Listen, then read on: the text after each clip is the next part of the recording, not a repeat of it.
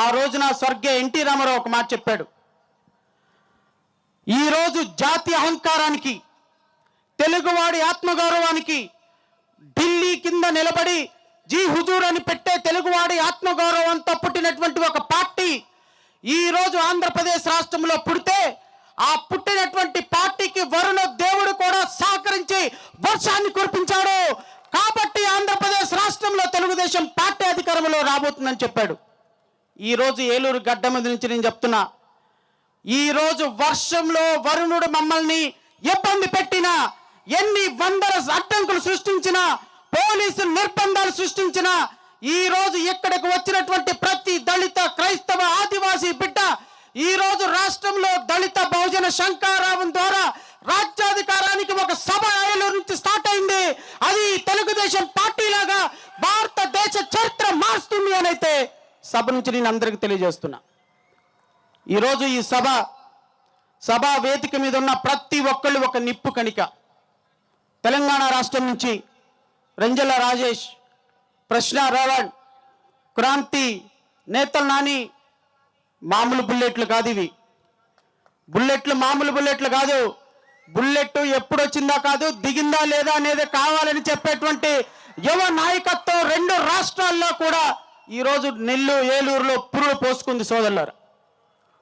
ఈరోజు వర్షం 5 గంటల వరకు ఎరతెరపని వర్షం, లైటింగ్ లేదు, పెట్టడానికి ఇబ్బందులు, రావటానికి ఇబ్బందులు అయినప్పటికీ కూడా సంకల్ప బలంతో ఈరోజు సభ ఈ క్షణం వరకు వరుణ దేవుడు కరుణించి మనల్ని చక్కగా ఇక్కడ కూర్చోవడానికి సహకరించాడంటే this itself shows that మనలో ఒక నిజాయితీ ఉంది అని దేవుడు కూడా భావించాడని అయితే నేను భావిస్తున్నాను.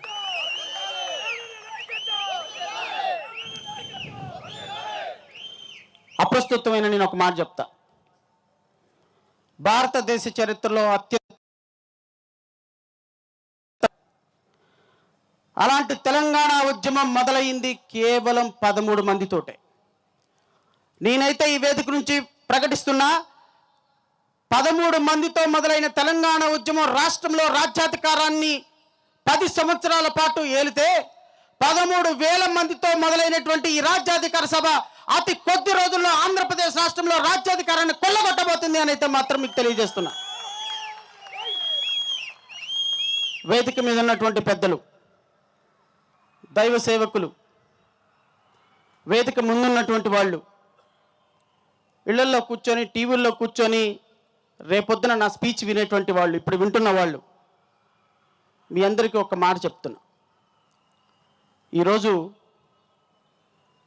జరుగుతున్న దాడి ఒక మనిషి మీద కాదు, ఒక మతం మీద కాదు, entire Christian community was under threat.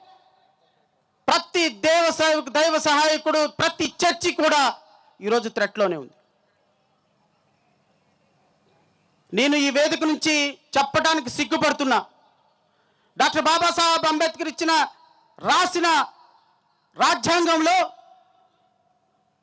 Profess, practice and propagate, నీవు ఏ మతం వాడివైనా సరే, ఏ కులం వాడివైనా సరే, నీకు ఏ దేవుణ్ణైనా స్వేచ్ఛగా పూజించుకునే హక్కు ఉంది, ప్రొఫెస్ చేసుకునే హక్కు ఉంది, ప్రాపగేట్ చేసుకునే హక్కు ఉంది. కానీ సోదరులారా, భవిష్యత్తులో బైబిల్ని కొంగు చాటును పెట్టుకొని ఎవరైనా చూస్తున్నారా చర్చికి వెళుతుంటని దిక్కున పోయేటువంటి దౌర్భాగ్య పరిస్థితులు రాబోతున్నాయి. అలాంటి పరిస్థితుల్ని నిలువరించాలంటే ఈ దేశానికి శరణ్యం ఒక్క డాక్టర్ బాబాసాహెబ్ అంబేద్కర్ రాసిన రాజ్యాంగాన్ని పరిరక్షించుకోవటమే తప్ప ఇంకొక మార్గం లేదు అని మీ అందరూ కూడా గమనించాలి. చాలామంది మాట్లాడతారు, ఏంటవుతుంది, బాబాసాహెబ్ అంబేద్కర్ లాగా చాలామంది రాజ్యాంగం రాశారు, ఏమవుతుంది, రాజ్యాంగం రాసిన వాళ్ళు పెద్ద గొప్ప ఏంటుంది? నేను పదే చెప్తున్నా, భారతదేశంలో ఉన్నటువంటి 1947లో భారతదేశ జనాభా 40 కోట్ల మంది. ఈ 40 కోట్ల మంది జనాభాలో దళితులు 6 కోట్ల మంది. ఈ 6 కోట్ల మంది దళితులు ఎక్కడికి వెళ్ళాలి? గుళ్ళోకి వెళ్తే గుళ్ళోకి రానివ్వరు, బళ్ళోకి వెళ్తే బళ్ళోకి రానివ్వరు. No no no no you are, నువ్వు అన్టచబుల్, ఎవరా నువ్వు అస్పృశ్యుడివి, నువ్వు రావటానికి లేదు. మరి నాకు కష్టం వచ్చిందయ్యా, నాకు మనసు బాగలేదయ్యా. అరే నేను ఏదో ఒక మనసు బాగపోతే నా కూతురు చదువుకుంటుంది, లేకపోతే నా కూతురికి ఆరోగ్యం బాగాలేదు, నాకే ఆరోగ్యం బాగాలేదు, నేను గుడికి వెళ్ళాలి. భారతదేశంలో ఉన్నటువంటి 6 కోట్ల మంది కూడా దళితులే, హిందూ దళితులే, గత 400-500 సంవత్సరాల నుంచి కూడా. మరి నేనేం చేయాలి? గుళ్ళోకి రానియ్యవు నన్ను, మరి నేను ఎక్కడికి వెళ్ళి ప్రార్థన చేయాలి? నాకెవరున్నారు దిక్కు? నా కొడుకు కూతురు చదువుకుంటే వాళ్ళకి స్కూల్లోకి వెళ్తే స్కూల్లోకి రానివ్వరు. ఈ స్కూలు కానీ బడి కానీ కేవలం అగ్రవర్ణాల వారికి మాత్రమే, మీకు లేదన్నారు. మరి ఎలా చేయాలి? 6 కోట్ల మంది ఏం చేయాలి? ఈ భారతదేశానికి వచ్చినటువంటి క్రైస్తవ మిషనరీలు, ఈ భారతదేశానికి వచ్చినటువంటి క్రైస్తవ సంస్థలు, అవునా గుళ్ళోకి వెళ్ళలేదా?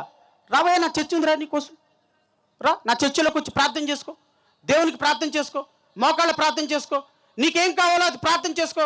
నీ కొడుక్కి కూతురికి చదువు లేదా? రా మా దగ్గరికి రా, చదివిప్పిస్తాం. నీకు చదువు కావాలా? మా దగ్గరికి రా, చదివిప్పిస్తాం. నీకు చదివిప్పిస్తాం. దేవుణ్ణి కావాలంటే నువ్వు ప్రార్థించుకో, నీకు ఏం కావాలంటే అది మేము ఇస్తామని మనల్ని ఆదరించారు. నా తల్లి నాకు అన్నం పెట్టడంలా, ఈ దేశంలో ఉన్నటువంటి తల్లి, ఈ దేశంలో ఉన్నటువంటి మాత నాకు అన్నం పెట్టడంలా, పక్కింటాం పిలిచి పప్పేసి నెయ్యేసి అన్నం పెట్టింది. ఏమంటాం? రేపొద్దు నీకు ఆకలిస్తే మళ్ళీ ఆమె దగ్గరికి వెళ్తావు. మా అమ్మ అన్నం పెట్టడంలా, నన్ను గుళ్ళోకి రానివ్వటంలా, బళ్ళోకి రానివ్వటంలా, మరి నాకెవరు పెట్టాలి అన్నం? పక్కింటాం పెడుతుంది అన్నం, పోయారు. అలా ఈ దేశంలో క్రైస్తవత్వం అనేది బ్రిటిష్ వారి సంస్థ నుంచి, బ్రిటిష్ వారి దగ్గర నుంచి కొన్ని వందల సంవత్సరాలుగా క్రైస్తవత్వం ఆంధ్రప్రదేశ్లో, భారతదేశంలో డెవలప్ అయితే ఈరోజు ఆ రోజు బళ్ళోకి రానిలేదు, గుళ్ళోకి రానిలేదు, ఈరోజు నువ్వు చర్చికి వెళ్ళొద్దు అంటున్నారు. వై? ఎందుకు వెళ్ళొద్దు?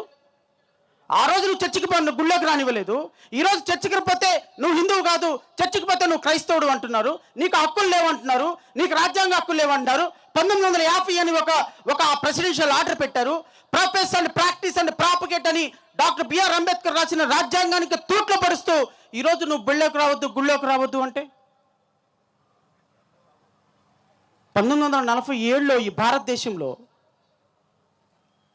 40 కోట్ల మందికి రాజ్యాంగం రాయాల్సిన పరిస్థితుల్లో 565 మంది సంస్థానాలు, 565 రాష్ట్రాలు, సంస్థానాలు. చరిత్ర తెలుసుకోవాలి మీరంతా. చరిత్ర తెలుసుకోకపోతే డాక్టర్ బాబాసాహెబ్ అంబేద్కర్ చరిత్ర తెలిసిన వాడు మాత్రమే చరిత్ర గతిని మార్చగలడు అని చెప్పినటువంటి సిద్ధాంతాన్ని మన అందరం కూడా చరిత్రను తెలుసుకోవాలి. 565 సంస్థానాలు భారతదేశానికి, వందల సంస్కృతులు, భాషలు. మహారాష్ట్ర అంటే కర్ణాటకకు పడదు, కర్ణాటక అంటే తమిళనాడుకు పడదు, ద్రావిడులు అంటే తెలుగు వారికి పడదు, తెలుగు వారంటే హిందీ వాళ్ళకి పడదు, హిందీ వాళ్ళంటే మరాఠీ వాళ్ళకి పడదు. ఈ దేశంలో 565 రాష్ట్రాలు, మహమ్మదీలు పరిపాలించే హైదరాబాద్. ఈ దేశానికి ఒక రాజ్యాంగం కావాలి అంటే బ్రిటిష్ వాళ్ళు ఒక మాట అన్నారు. ఏంటయ్యా? మహాత్మా గాంధీ, వల్లభాయ్ పటేల్, జవహర్లాల్ నెహ్రూ, మీకెందుకు రాజ్యాంగం? మీకేముంది రాజ్యాంగం? అసలు 40 కోట్ల మందిని పరిపాలించుకోవడానికి మీకు ఒక పుస్తకం ఉందా? మీరు కేవలం ఈ రాష్ట్రం కావాలి, దేశం కావాలి, స్వతంత్రం కావాలంటున్నారు. ఏం చేసుకుంటారు స్వతంత్రం తీసుకొని? మీకు స్వతంత్రం ఇచ్చిన 10 సంవత్సరాల్లో మీకు మీరు కొట్టుకొని చచ్చి, మీకు స్వతంత్రం ఇచ్చిన 10 సంవత్సరాల్లో తెలుగు వాళ్ళు హిందీ వాళ్ళని, హిందీ వాళ్ళని మరాఠీ వాళ్ళని, మరాఠీ వాళ్ళు తమిళ వాళ్ళని కొట్టుకొని చచ్చిపోతారు. ఈ చచ్చిపోవటం కంటే మా దగ్గర ఉంటే మీకు బాగుంటుంది.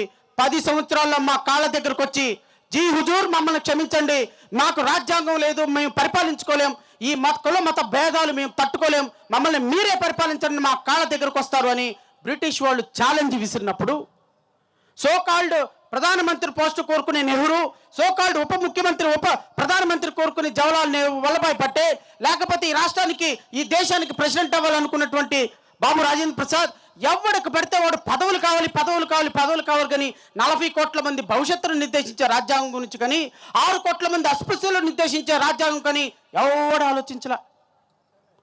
మీరు ఎవరు ఎలా పరిపాలించుకోగలరని బ్రిటిష్ వాడు ఛాలెంజ్ విసిరినప్పుడు భారతదేశంలో ఉన్న 40 కోట్ల మందిలో భారతదేశ చరిత్రలో ఒక చెయ్యి పైకి లేసింది. 78 సంవత్సరాలైనా ఈ దేశాన్ని ఒక్క తాటి మీద నిలబెట్టి బ్రిటిష్ వాడు మీరు విడిపోతారని చెప్పినా మేము విడిపోము, మా చరిత్ర ఎప్పుడు ఒకటే భారతీయులమని చూపించి ప్రపంచానికి ఒక చెయ్యలేసింది.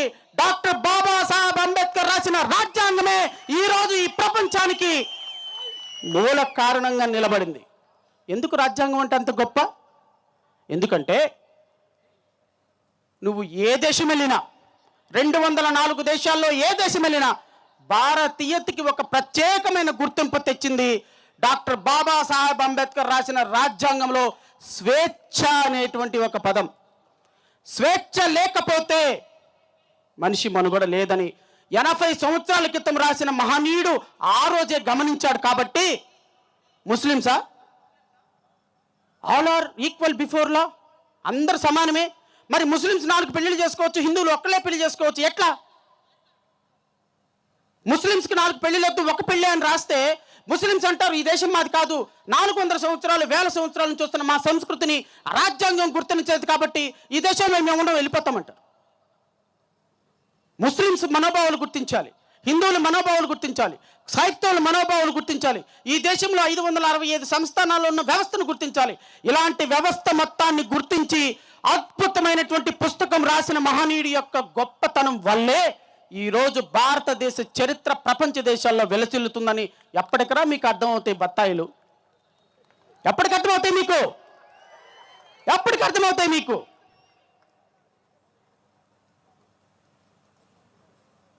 వాడెవడో ఒకడు ఉంటాడు పంది, కోస్తే 2 ఊళ్ళకి సరిపోతావు, నువ్వు 2 ఊళ్ళకి సరిపోతావు.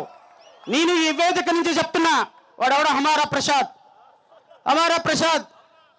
అరే బిడ్డ, నువ్వు ఆంధ్రప్రదేశ్ రాష్ట్రంలో అడుగు పెట్టావా, మళ్ళీ నువ్వు ఆంధ్రప్రదేశ్ రాష్ట్రానికి రావటానికి 2 కాళ్ళు ఉండవు, గుర్తుపెట్టుకోమని ఈ వేదిక నుంచి నేను తెలియజేస్తున్నా.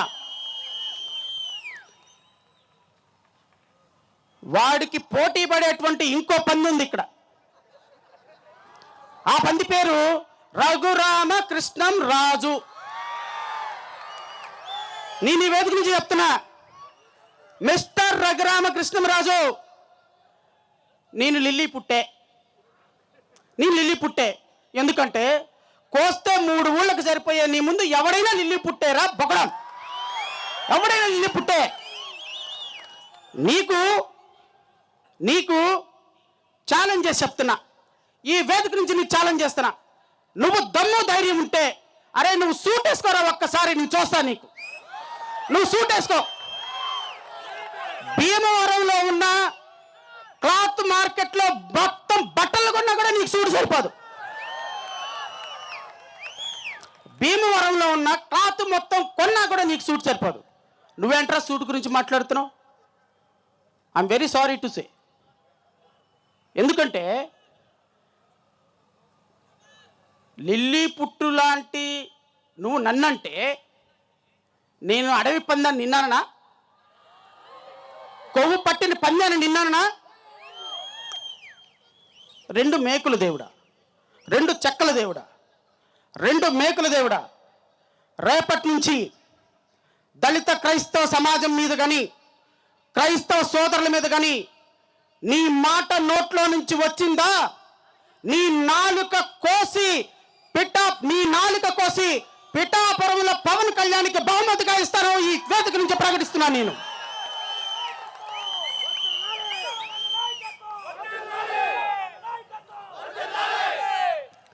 రఘురామకృష్ణరాజు, నీ దగ్గర 3,000 కోట్ల రూపాయలు బ్యాంకుల నుంచి దోచుకున్న డబ్బులునేమో, మా దగ్గర డాక్టర్ బిఆర్ అంబేద్కర్ దగ్గర నుంచి తెచ్చుకున్న ఆత్మాభిమానం అన్నికంటే 1,000 కోట్ల రూపాయలు ఉంది, గుర్తుపెట్టుకో.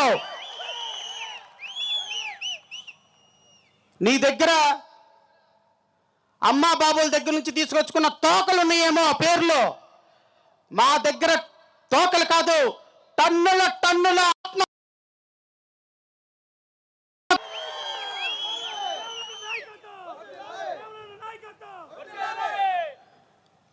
ఆకువీడులో సోదరులకి, చర్చి సోదరులందరికీ చెప్తున్నా, ఆకువీడు సోదరులందరికీ చెప్తున్నా, ఆంధ్రప్రదేశ్ రాష్ట్రంలో ఉన్న ప్రతి చర్చి నడిపే వాళ్ళకి చెప్తున్నా, రేపటి నుంచి మీ చర్చిల మీద మైకులు పెట్టుకోండి. పీకే వాడెవడో నేను చూస్తాను, వాడు ఎంతో చూద్దాం. ఏ చర్చిని కూలగొడతావో కూలగొట్టిన చోటే నీ సమాధి కట్టే విధంగా నీ మీద రేపటి నుంచి పోరాటం మొదలు పెడుతున్నాం. నువ్వు ప్రార్థనల వచ్చిన మరుక్షణం నువ్వు ఒక ఇటుకని కూలగొడితే నీ ఇంటిలో ఉన్న 1000 ఇటుకలు కూలగొట్టేటువంటి కార్యక్రమం ఈ రోజు ఏలూరు నుంచే మొదలవుతుంది. కాసుకో బిడ్డ నీవు. రఘురామకృష్ణరాజు చెప్తున్నా, ఈ సభ ఎవరి కోసం పెట్టారో వాళ్ళు చూడరు కానీ మొదటి నుంచి చివరి వరకు తిప్పి తిప్పి మళ్ళీ చూస్తావు రఘురామకృష్ణరాజు. నాకు తెలుసు నువ్వు ఈ వీడియో నీకే చెప్తున్నా, తిప్పి తిప్పి చూస్తాడు. నాకు తెలుసు ఆ సంగతి. 4 పెగ్గులు కాదు 40 పెగ్గులు వేసుకున్నా నీకు మత్తెక్కదు. నాకు తెలుసు ఈ రోజు నుంచి. రఘురామకృష్ణరాజుకు చెప్తున్నా, దళిత క్రైస్తవుల మీద యుద్ధం నువ్వు మొదలుపెట్టావు, ముగింపు నేనిస్తా నీకు. రఘురామకృష్ణరాజు చూసుకో. ఈ రోజు నుంచి ఆర్టికల్ 25 ప్రకారం ఏ వ్యక్తికైనా సరే మత స్వేచ్ఛ ఉంది. నువ్వు హిందువా, చర్చికి వెళ్తావా వెళ్ళు. నువ్వు క్రైస్తవుడువా, రాముడి దగ్గరికి వెళ్తావా వెళ్ళు. నువ్వు ముస్లింవా, క్రైస్తవుడిగా మారుతావా మారు. వెంకటేశ్వర స్వామి నువ్వెవరివి? Who are you? నువ్వెవరివి? నా హక్కుల్ని హరించడానికి నీకేం హక్కు ఉంది? దళితుల్ని ఆకివీడిలో ఎవరు లేరు కదా అని చొక్కా ప్యాంట్ వేసుకున్నటువంటి కుర్రవాడిని కూడా జైల్లో పెట్టించావు నువ్వు రఘురామకృష్ణరాజు. నిన్ను పంచ ఇప్పి, నేను మళ్ళీ చెప్తున్నా, నిన్ను పంచ ఇప్పి రాజకీయంగా బట్టలు ఇప్పదీసి ఆంధ్రప్రదేశ్ రాష్ట్రంలో నీకు నిలువ నీడ లేకుండా చేయకపోతే ఇక్కడ కూర్చున్నటువంటి దళితులే కాదనైతే నేను వేదిక నుంచి సెలవిస్తున్నా. నువ్వు నేను రఘురామకృష్ణరాజునే కాదు, ఎవరికైనా సరే ఒకటే మాట చెప్తున్నా, కుల మతాలను ద్వేషించి కుల మతాల మధ్య చిచ్చులు పెట్టే వాళ్ళకి చెప్తున్నా, మరి ముఖ్యంగా రఘురామకృష్ణరాజు నీకు చెప్తున్నా, ఈరోజు నువ్వు మొదలుపెట్టిన యుద్ధం నీ అంతానికి దారితీస్తుంది. ఆంధ్రప్రదేశ్ రాష్ట్రంలో నీకు ఏ రాజకీయ పార్టీ టికెట్ ఇచ్చినా ఆ రాజకీయ పార్టీని చెప్పి ఓడించటం ఈరోజు దళితుల మీద ఉన్నటువంటి మొట్టమొదటి కర్తవ్యం. నువ్వు ఏ నియోజకవర్గంలో కర్మగాలి, ఆ పార్టీ కర్మగాలి, నీకు ఏదైనా టికెట్ ఇస్తే ఇక్కడ కూర్చున్న ప్రతి ఒక్కళ్ళు నీ కాన్స్టిట్యున్సీకి వచ్చి నిన్ను ఓడించేటువంటి బాధ్యత పర్సనల్గా తీసుకుంటాం మేము.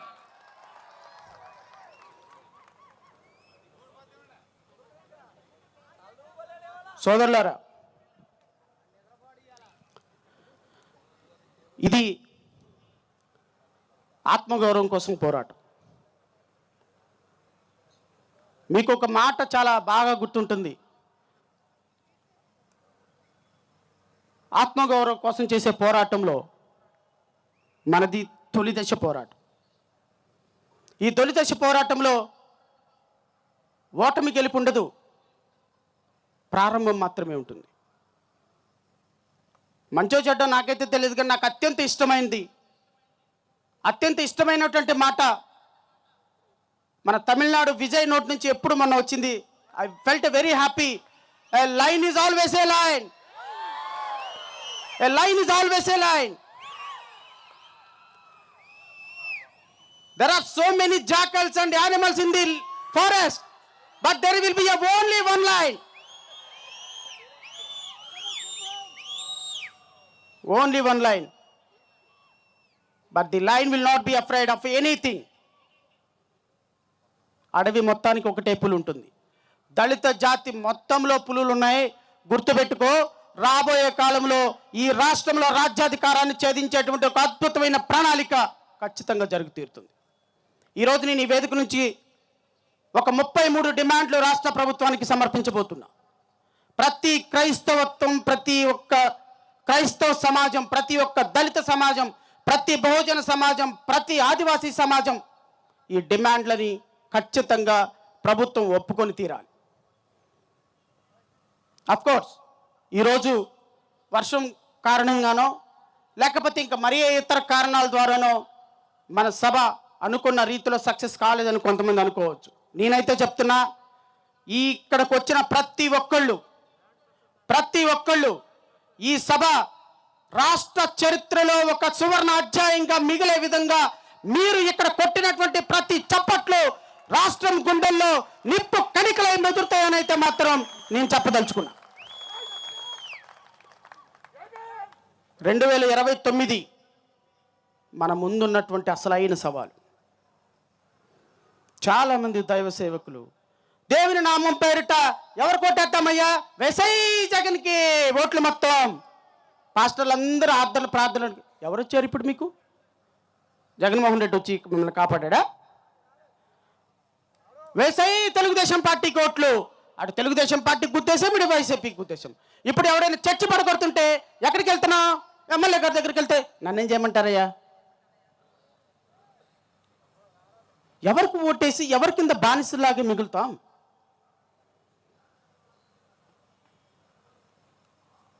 కోటి 10 లక్షల మంది జనాభా, కోటి 10 లక్షల మంది జనాభా.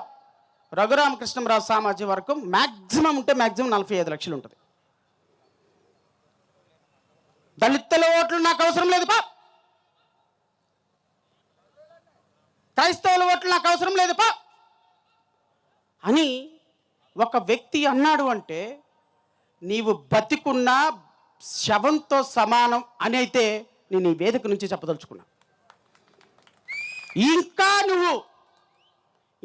నువ్వు మేల్కొనకపోతే, ఇంకా నువ్వు దేవుని నామం పేరిట ఒక పార్టీకి ఓట్లే ఇస్తే, ఇంకా నువ్వు నీ అస్తిత్వాన్ని, నీ జీవాన్ని, నీ సజీవాన్ని ప్రశ్నిస్తూ బతికున్న శవంగా నేను వర్ణిస్తున్నటువంటి ఒక వ్యక్తి కోసమో ఒక పార్టీ కోసమో నువ్వు ఇంకా నిలబడితే నువ్వు, నేను, మన భావితరాలు తిరిగి తీసుకురాలేని నష్టాన్ని కొని తెచ్చుకున్నట్టే అని మీరందరూ భావించాలి. 2029 నేను మీకు మాటిస్తున్నా, ప్రతి క్రైస్తవుడికి మాటిస్తున్నా, ఈ రోజు నుంచి మాటిస్తున్నా, ప్రతి ఆదివాసీకి మాటిస్తున్నా, ప్రతి దళిత బహుజన కులాలకి మాటిస్తున్నా.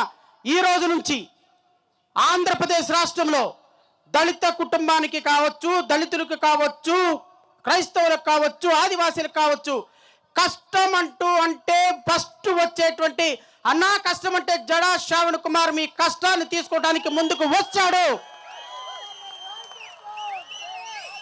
మీ కష్టం కోసం, మీ కన్నీళ్ళ కోసం, మీరు కష్టంలో ఉంటే ప్రాణాలకి తెగించైనా మీ ముందు నుంచొని మీ కష్టాన్ని నా కష్టంగా భావిస్తాను అని మీ అందరికీ కూడా మాటిస్తున్నా. 2029 సంవత్సరంలో నాకు కోట్ల మంది వద్దండి, ఒక్క 10 లక్షల మంది జడా శ్రావణ్ కుమార్ని నమ్మండి చాలు. అన్నా 10 లక్షల మంది నీవు అనుకున్నావన్న ఒక్క మాట అనండి చాలు. కోటి 10 లక్షల మంది ఉన్నాం. 10 లక్షల మంది నా వైపు ఉంటే రాజకీయం ఎలా ఉంటుందో మీకు చూపిస్తా 2029లో. 6% ఉన్న పవన్ కళ్యాణ్ పిఠాపురం తాలూకా అయితే 10% ఉన్నటువంటి శ్రవణ్ కుమార్ తాలూకాని మీరు ఎప్పుడు చెప్పుకుంటారండి? ఈ రాష్ట్రంలో ఎప్పుడు చెప్పుకుంటారు? ఎప్పుడు చెప్పుకుంటారు? రాష్ట్రంలో కోటి 10 లక్షల మంది దళిత బహుజనులు శ్రవణ్ కుమార్ తాలూకా అని చెప్పుకునే రోజు ఒక రోజు రావాలి. ఆ రోజు మాత్రమే మన సమస్యలు తీరుతాయి. గ్యారంటీ ఏంటి? చరిత్ర, నా చరిత్ర తిరగవేయండి. 8 సంవత్సరాల నుంచి ఈ రాష్ట్రంలో డాక్టర్ సుధాకర్ని అక్రమంగా చంపేసినప్పుడు సిబిఐ ఎంక్వైరీ వేసిన మొట్టమొదటి ఘన చరిత్ర జడా శ్రావణ్ కుమార్ది ఈ రాష్ట్రంలో. కిరణ్ కుమార్ చనిపోతే ఇంటికి పరిగెత్తి కరోనాలో ఇంట్లో నుంచి బయటకు రాని పరిస్థితుల్లో కిరణ్ కుమార్ దగ్గరికి వెళ్ళి కిరణ్ కుమార్ యొక్క కేసుని సిబిఐకి అప్పగించాలని కేసు వేసినటువంటి జడా శ్రావణ్ కుమార్. వాట్ నాట్ శిరోమండనం వరప్రసాద్ కేసులో నుంచి, డ్రైవర్ సుబ్రహ్మణ్యం కేసులో నుంచి ఈ రాష్ట్రంలో నేను చెయ్యని పోరాటం లేదు, మాట్లాడని మాట లేదు, రిప్రజెంట్ చేయని ఇష్యూ లేదు. దళితుల కోసం, ఆదివాసీల కోసం, బహుజనుల కోసం, ఆఖరికి అబ్దుల్ సలాం కుటుంబం చనిపోతే ఆ కుటుంబాని కోసం కూడా పోరాటం చేసిన ఏకైక వ్యక్తిని ఆంధ్రప్రదేశ్ రాష్ట్రంలో నేను. నా చరిత్ర మీకు చెప్తున్నా, నా చరిత్రను ఒకసారి పరిశీలించండి. భావి తరాలకి నాయకత్వం వహించేటువంటి అవకాశం నాకు ఇవ్వండి. ఎంతకాలం అసెంబ్లీకి వెళ్తే సెక్రటేరియట్కి వెళ్తే పాస్ రాలేదు నానికి వస్తారు. కారు బోర్డు మీద జడా శ్రావణ్ కుమార్ తాలూకు అంటే అసెంబ్లీలోకి సెక్రటేరియట్లోకి నేరుగా కారు పోయే విధంగా మీకు ఏర్పాటు చేసేటువంటి ఒక వ్యవస్థను మనం ఏర్పాటు చేసుకోవాలి.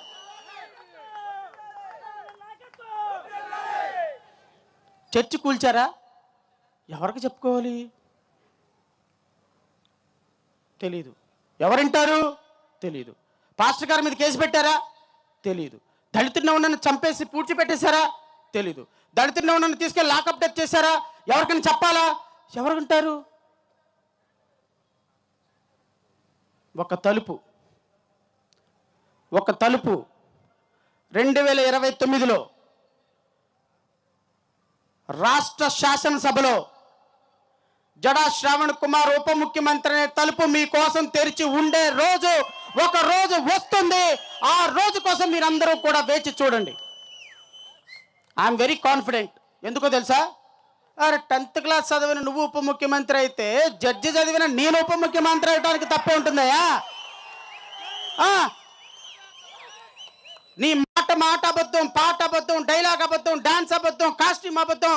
నీకు ప్రతిదీ నీ జీవితం సినిమా, నా జీవితం real. You are a real hero, I'm a real hero. నాకున్నది ఈ అవకాశం అని అయితే నేను చెప్తున్నా. ఎందుకు లేరు? నేనేమి రౌడీని అవుతానని తప్పు పట్టడం లేదే, నేనేమైనా క్రిమినల్ అవుతానని చెప్పటం లేదే.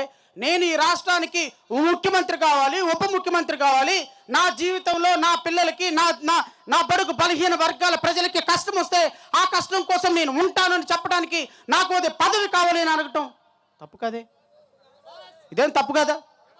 తప్పు కాదు అన్న వాళ్ళు ఒక్కసారి చెయ్యెత్తి మీ ఆశీర్వాదంతో నాకు ముందుకు తర్పించండి.